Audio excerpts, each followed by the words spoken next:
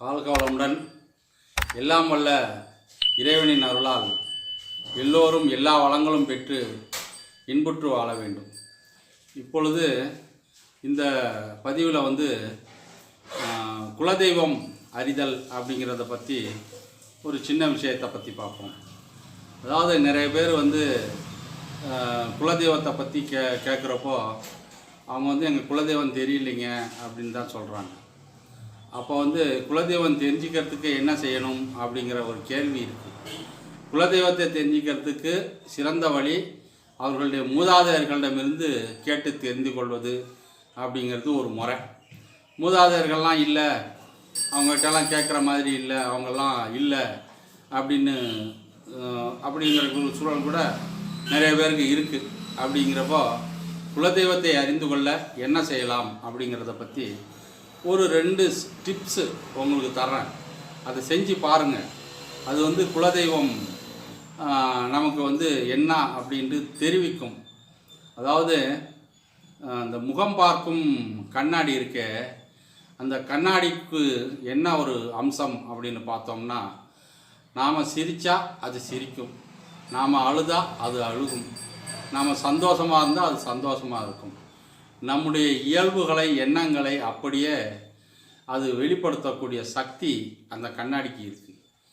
அதனால் அந்த கண்ணாடி ஒரு மிகப்பெரிய விஷயம். சாதாரணமாக ஒரு கண்ணாடி வீட்டுக்குள்ளே ஒரு கண்ணாடி வச்சுக்கிட்டு கொஞ்சம் ஃபுல்லாக முகம் தெரிகிற மாதிரி கொஞ்சம் பெரிய அளவு, அதாவது 1.5 3 அந்த அளவில் ஒரு கண்ணாடி வச்சு அதுக்குள்ளார அந்த கண்ணாடியில் தெரிகிற மாதிரி பிம்பங்களை பார்த்து நம்மளை ரசிக்கிறது. நாமளே சில விஷயங்கள் இது எனக்கு நடக்கும், நான் மிகுந்த தத்துவவாதியாக இருப்பேன், மிகச்சிறந்த விஞ்ஞானியாக வருவேன், நான் மிகப்பெரிய அரசு துறை அதிகாரியாக வருவேன் அப்படின்ட்டு நாங்கள் அதுக்கு முன்னாடி நின்றுக்கிட்டு பல தடவை அதை சொல்கிறது, அதை நாம் சொல்லி அந்த முகத்தை நாமளே பார்த்து ரசிக்கிறது. அப்படி ஒரு கம்பீரமாக அப்படிலாம் செய்கிறப்போ அது குறிப்பிட்ட நாட்களில் அந்த பிம்பங்கள் நமது எண்ணத்தில் பதிந்து அது நமக்கு நடைமுறைப்படுத்தும், அந்த உண்டான சூழல்களை அது ஏற்படுத்தி தரும் அப்படிங்கிற ஒரு கருத்து இருக்குது. கண்ணாடி முன்னாடி நின்று எதை பேசி எதை ரொம்ப நாள் ஒரே கருத்தை நம்ம சொல்கிறோமோ பேசுகிறோமோ அது நம்ம நடைமுறை வாழ்க்கையில் அது சித்திக்கும். அதுக்குண்டான மாதிரி நமக்கு இயற்கை சூழல்கள் அமைத்து கொடுக்கும். ஏன்னா எண்ணம் தானே வாழ்க்கை, அந்த எண்ணத்தை அது ஏற்படுத்தி கொடுக்கும், சூழல்களை அமைச்சு கொடுக்கும் அப்படிங்கிற மாதிரி ஒரு விஷயம் இருக்குது. அப்போது குலதெய்வம் தெரியாதவர்கள் என்ன செய்யலாம் என்றால், ஒரு சின்ன கண்ணாடின்னா முகம் ஃபுல்லாக தெரியணும். அந்த மாதிரி ஒரு நோட்புக் அளவில் அப்படின்னு வச்சிங்களேன், எதிர்த்தாப்பில் வச்சு நின்றுனா முகம் தெரியணும். அந்த மாதிரி ஒரு கண்ணாடியை எந்த நாட்களில் வாங்கணும் அப்படின்னு பார்த்தோம்னா, செவ்வாய்க்கிழமை வரக்கூடிய சுக்கிரஹோரையில் வாங்கணும். சுக்கிரன் வெள்ளிக்கிழமை வரக்கூடிய செவ்வாய் ஓரையில் வாங்கணும். செவ்வாய்க்கிழமை வரக்கூடிய சுக்கிரஹோரையில் அல்லது வெள்ளிக்கிழமை வரக்கூடிய செவ்வாய் ஹோரையில் பார்த்து காலண்டரை பார்த்திங்கன்னா தெரியும், இல்லை பஞ்சாங்கம் பார்க்க தெரியும், பார்த்து தெரிஞ்சுக்கலாம். அந்த நேரத்தில் போய் ஒரு கண்ணாடி வாங்கிட்டு அது முன்னாடி நின்றுட்டு தலை சீவறது போகிறதுலாம் செய்யக்கூடாது. அந்த கண்ணாடியை சாமி அறையில் நீங்கள் பூஜை படங்கள் வச்சுருப்பீங்களே அங்கே வைங்க.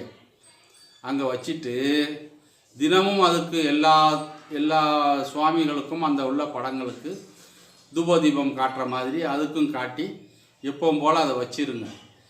அது ஒரு குறைந்தது 1 மாதம் அது அப்படியே இருந்துச்சு. அது பூஜை அறையிலே அந்த கண்ணாடி இருக்கும் பட்சத்தில் நம்முடைய கனவிலேயோ அல்லது நம்முடைய உறவினர்கள் யார் மூலமாகவோ அதை தெரிந்து கொள்ளக்கூடிய சமிக்கைகள் நமக்கு வரும்.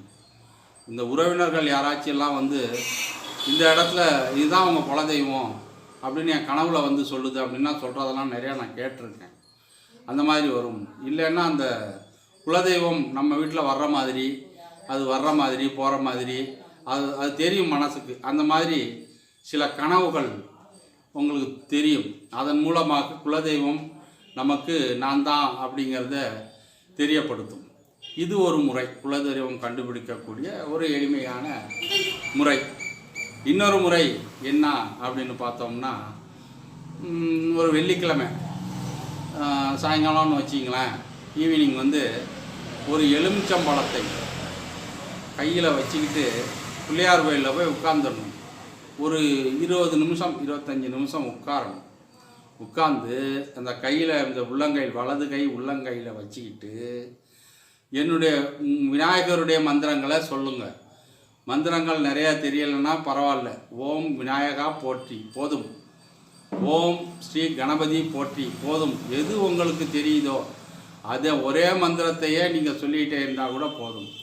ஒரு 10 நிமிஷம் கையில் வச்சுக்கிட்டு சொல்லிவிட்டு கடைசியில் என்னுடைய குலதெய்வம் என்னான்னு எனக்கு தெரியப்படுத்துங்க, எங்களுடைய குலதெய்வம் என்னவென்று எங்களுக்கு தெரியவில்லை, அதை எங்களுக்கு நீங்கள் வந்து தெரியப்படுத்தணும் அப்படின்ட்டு ஒரு 10 முறை கையில் வச்சுக்கிட்டே சொல்லிவிட்டு அப்புறம் அந்த கோயிலை பிரகாரத்தை ஒரு 3 சுற்று சுற்றுங்க. சுற்றிட்டு எப்பவும் போல் அன்றைக்கி மட்டும் ஒரு அர்ச்சனை பண்ணிவிட்டு உட்காந்து இந்த மாதிரி செஞ்சுட்டு ஒரு 5 தீபம் போடுங்க. போட்டுட்டு நல்லெண்ணெய் தீபம், நல்ல பசுநெய் தீபம் போடலாம். போட்டுட்டு அதை உட்காந்து ஒரு 1/4 மணி நேரம் அதை உட்காந்து அதை கையில் வச்சுக்கிட்டு அந்த மாதிரி ஜெபிச்சு விட்டு அந்த எலுமிச்சம்பழத்தை கொண்டாந்துருங்க வீட்டுக்கு. வீட்டில் கொண்டாந்து ஒரு நல்ல இடத்துல, சுத்தமான இடத்துல வைங்க. வச்சுட்டு நைட்டு தூங்குறப்போ அந்த ஒரு வாரம் 10 நாள் வந்து கொஞ்சம் சுத்தமாக இருக்கணும். அந்த எலுமிச்சம்பழத்தை கையில் வச்சுக்கிட்டு நைட்டு தூங்குறப்போ என்னுடைய குலதெய்வம் எது அப்படின்னு எனக்கு தெரியப்படுத்துங்க அப்படின்னு மனசார ஒரு கண்ணை மூடிக்கிட்டு ஒரு 11 தடவை 20 ஒரு 5 நிமிஷம் சொல்லுங்கள். சொல்லிவிட்டு அதை தலையணைக்கு கீழே வச்சுக்கிட்டு படுத்துடணும். அப்படி ஒரு 10 நாள் செய்கிற பட்சத்தில் உங்களுக்கே கனவில் வந்து குலதெய்வம் என்னவென்று ஒரு ஏதோ ஒரு விஷயமாக, ஏதோ ஒரு முறையாக தெரியப்படுத்தும். இது வந்து எளிமையாக கண்டுபிடிக்கக்கூடிய ஒரு முறை. இந்த 2 முறையில் ஏதாச்சும் ஒன்றை பின்பற்றி பாருங்கள், குலதெய்வத்தை தெரிஞ்சுக்கலாம். அதை விடுத்து ஜாதகப்படியாக பார்க்கணும்னா அதுக்கு சில வழிமுறைகள் இருக்குது. 5ஆம் இடம் குலதெய்வம், அது வந்து அந்த உண்டான அதிபதி எங்கே இருக்குது, அது நட்சத்திரம் எங்கே ஏறி இருக்குது, அது காட்டில் இருக்கா மேட்டில் இருக்கா அப்படின்லாம் பார்க்கக்கூடிய முறைகள் அது ஒன்று இருக்குது. இருந்தாலும் அது வந்து ஜாதகரை பார்த்து தெரிஞ்சுக்கணும். அதிலலாம் நிறையா விஷயங்கள் இருக்குதுன்னு வச்சிங்களேன். இந்த முறைகள் எளிமையாக இருக்கும் பட்சத்தில் குலதெய்வம் தெரியாதவர்கள் இதை முயற்சித்து பார்த்தால் நிச்சயம் குலதெய்வம் உங்களுக்கு தெரியும். நம்பிக்கையோடு செய்து பாருங்கள். குலதெய்வம் யார் என்பது உங்களுக்கு உங்கள் மனதில், உங்களுடைய கனவிலோ அல்லது பிறர்கள் மூலமாகவோ அந்த சக்தி தெரியப்படுத்தும். இந்த பிரபஞ்சத்தில் எப்படின்னா, நாம் எதை பதிவு பண்ணுறோமோ அதுக்கெல்லாம் விடை கிடைக்கும். கேட்கிற கேள்வி அனைத்துக்கும் இந்த பிரபஞ்சம் அழுத்தமான கேள்விகளுக்கு விடை கிடைக்கும். அந்த வகையில் இதுக்குண்டான வாய்ப்புகள் கிடைக்கும் அப்படின்னு சொல்லி இதை முயற்சி செஞ்சு பாருங்கள், குலதெய்வத்தை கண்டுபிடிக்கலாம் அப்படின்னு சொல்லி எல்லாம் வல்ல இறைவன் அருளால் எல்லோரும் எல்லா வளங்களும் பெற்று இன்புற்று வாழ வேண்டும் என்று சொல்லி இந்த பதிவை முடிக்கிறேன். வாழ்க வளமுடன்.